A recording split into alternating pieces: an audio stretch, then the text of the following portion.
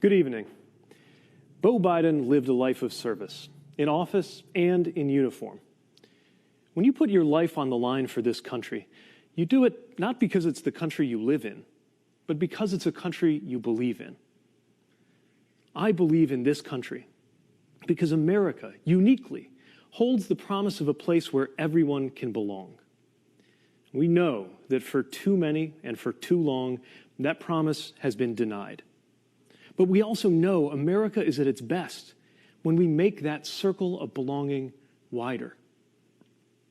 Just over 10 years ago, I joined a military where firing me because of who I am wasn't just possible, it was policy.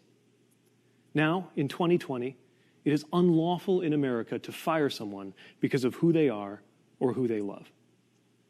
The very ring on my finger, a wedding we celebrated, here where I'm standing, reflects how this country can change.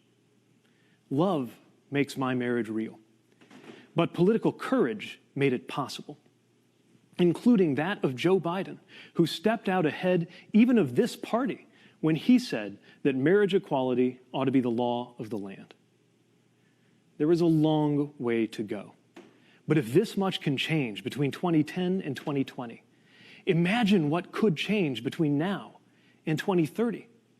Imagine what we could achieve, this coalition we are building this very season, gathering progressives and moderates, independents, and even what I like to call future former Republicans, standing for an America where everyone belongs.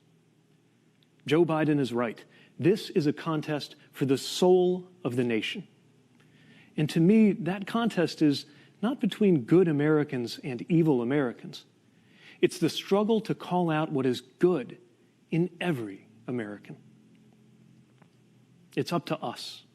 Will America be a place where faith is about healing and not exclusion? Can we become a country that lives up to the truth that Black lives matter? Will we handle questions of science and medicine by turning to scientists and doctors? Will we see to it that no one who works full-time can live in poverty? I trust Joe Biden and Kamala Harris to guide us toward that better future because I've seen up close their empathy and their capacity, just as I've seen my fellow Americans' capacity to support and include one another in new ways and do better by the promise of America. The day I was born, the idea of an out candidate seeking any federal office at all was laughable. Yet earlier this year, I campaigned for the presidency, often with my husband Chasten at my side, winning delegates to this very convention. Now I come to this convention proudly supporting Joe Biden and Kamala Harris, joining fellow Democrats who were squaring off in competition just a few months ago.